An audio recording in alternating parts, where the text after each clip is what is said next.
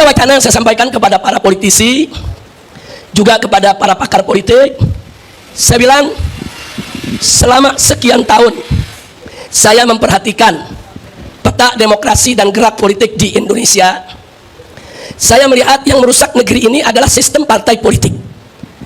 Sehingga sampai pada akhirnya seorang anggota dewan, saudara, dari salah satu partai besar mengaku, dan itu viral, bahwa untuk membuat satu undang-undang, saudara, cukup persetujuan ketua umum partai. Artinya, kalau di DPR itu katakan ada 9 partai atau 10 partai, cukup 10 orang itu yang ngatur kita punya negeri. Adapun anggota dewan yang mewakili partai masing-masing hanya boleh memutuskan sesuai dengan putusan ketua umumnya. Jadi, saudara, kalau itu yang terjadi, ya hancur dong demokrasi kita. Karena sekian ratus anggota dewan tadi nggak ada maknanya, nggak ada manfaatnya. Karena kekuasaan hanya ada di tangan ketua umum partai, sehingga para oligarki busuk, saudara, yang ingin menguasai negeri kita cukup beli 10 orang itu saja. Beli itu 10 orang, segala macam undang-undang, segala macam regulasi bisa mereka atur yang menguntungkan usaha mereka. Kalau ini dibiarkan, hancur ini negeri. Jadi nggak usah bicara demokrasi lah, udah hancur-hancuran ini demokrasi di kita punya negeri, ya ikhwan. Nah, maka itu saya sampaikan kepada mereka ketika itu, belum lama, ya ikhwan, sebulan yang lalu. Saya sampaikan kenapa kita tidak berpikir membangun negara Indonesia tanpa partai.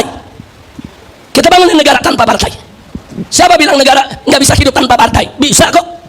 Maka itu saya mau ajak, mumpung di sini banyak alumni-alumni lulusan perguruan-perguruan tinggi, saudara. Ayo sama-sama kita berpikir. Siapa bilang Indonesia tidak bisa dibangun tanpa partai? Bisa, saudara. Kita membangun satu negara meritokrasi, di mana semua jabatan di kementerian itu dipegang oleh orang-orang dari hasil karir mereka, bukan orang partai, saudara. Dulu di zaman Soeharto, saudara, Orde Baru, dengan segala kebaikan dan kejelekannya, saudara, itu jabatan politis itu hanya sampai di jabatan menteri, saudara. Di bawah menteri semua jabatan karir, saudara. Hampir semua jabatan karir. Dirjennya dari karir, irjennya dari karir, sekjennya dari karir, eselon 1, eselon 2 dari karir. Nggak bisa orang luar tiba-tiba masuk, saudara, jadi dirjen, nggak bisa. Kalau bukan bidangnya, kalau bukan keahliannya, ya di tingkat menteri itu jabatan politik, saudara. Tapi sekarang ini udah rusak semua. Bukan hanya tingkat menteri yang jabatan politik, dirjennya, irjennya, sekjennya, saudara, eselon 1, eselon 2, sampai kepala bagian, saudara, sampai kepala bagian, semua titipan partai. Dan maaf, ada kementerian yang dipegang oleh orang partai, saudara, sampai satpam cleaning service dari partai dia, saudara. Apa ini negeri mau diatur begini bagaimana? Makanya tadi maaf saya katakan, selama sistem multiparti ini masih ada di kita punya negeri, yang kalau satu kementerian dikuasai oleh satu partai, kemudian dijadikan ATM-nya, saudara, untuk membesarkan partainya, jangan mimpi demokrasi di Indonesia akan sehat. Nah, waktu itu saya sampaikan kenapa kita nggak bubarkan lagi itu semua partai. Terus ada yang nanya, Habib, kalau nanti partai dibubarkan, bagaimana milih anggota DPR-nya? Oh, gampang, DPD bisa tanpa partai. DPD para senator dipilih dari setiap daerah tanpa partai, calon independen.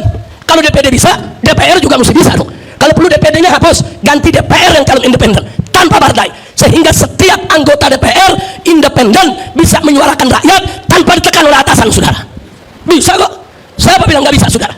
Omong kosong kalau dibilang nggak bisa. Biasanya yang bilang nggak bisa ya orang partai, karena takut partainya dibubarkan. Kira-kira paham ibu ya? Ini tamu saya sama nih, paham semua nih ya. Saya bukan lagi berkhayal, bukan nih. Ini lagi lempar wacana, saudara. Ini wacana dalam dunia politik penting. Nah, sehingga, saudara, presiden dipilih secara independen, DPR dipilih secara independen, betul-betul semua rakyat yang pilih. Negara ini bebas daripada tekanan partai, saudara. Itu pertama. Baik, andai kata pun negara tanpa partai itu sulit, saudara, atau belum bisa dilaksanakan saat ini, atau perlu 1 atau 2 dekade lagi mendewasakan masyarakat, saudara, maka solusinya cukup Indonesia punya 2 partai saja.